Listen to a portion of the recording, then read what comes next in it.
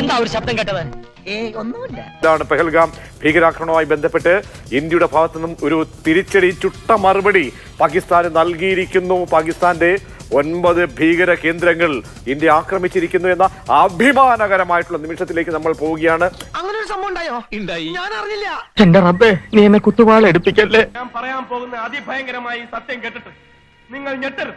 പഹൽഗാമിലുണ്ടായ ഭീകരാക്രമണത്തിനെതിരായി Indian സൈന്യം ശക്തിയായി തിരിച്ചടിച്ചിരിക്കുകയാണ്. Indian സൈന്യത്തിനെ ഞങ്ങൾ എല്ലാവരും അഭിവാദ്യം ചെയ്യുകയാണ്.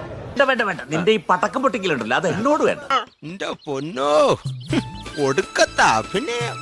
കാരണം രാജ്യത്തിൻ്റെ പരമാധികാരവും രാജ്യത്തിൻ്റെ ജനങ്ങളുടെ സുരക്ഷിതത്വത്തിനും നേരെയാണ് പാകിസ്ഥാൻ വെല്ലുവിളി ഉയർത്തിയത്.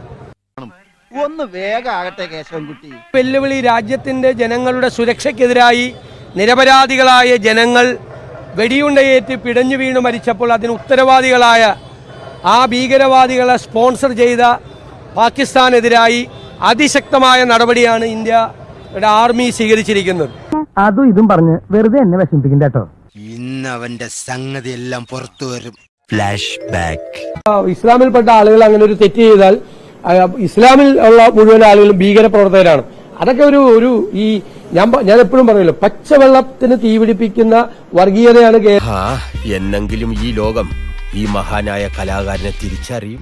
ഞാനൊരു തന്തയില്ലാത്തവനാ. അത് നിന്നെ ആദ്യം കണ്ടപ്പോഴേ എനിക്ക് തോന്നി. മുമ്പ് ഇവിടെ നമ്മൾ ചർച്ച നടത്തി ആരുടെയെങ്കിലും തലയിൽ കൊണ്ടുപോയി കെട്ടിവെച്ചിട്ട് കാര്യമില്ല.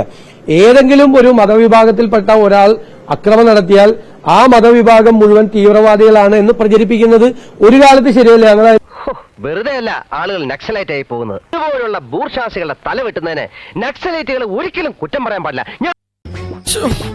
എന്റെ ഓർക്കം പോയി.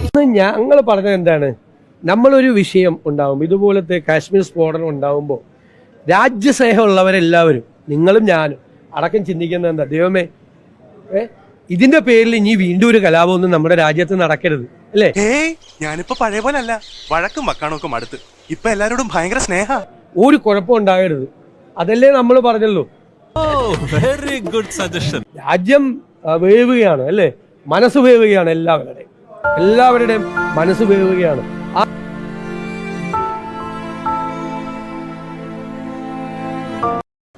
വളരെ ഭംഗിയായിട്ട് തീർക്കേണ്ട മുനമ്പം വിഷയത്തിൽ പോലും അതിനെ വർഗീയമാക്കി മാറ്റാനാണ് ശ്രമിച്ചത്. ഏത് വിഷയം? എലക്ഷൻ ആണല്ലോ, അതിന് കർത്താവിന് വോട്ടില്ലടാ. പാകിസ്ഥാനെതിരായി അതിശക്തമായ നടപടിയാണ് ഇന്ത്യയുടെ ആർമി സ്വീകരിച്ചിരിക്കുന്നത്.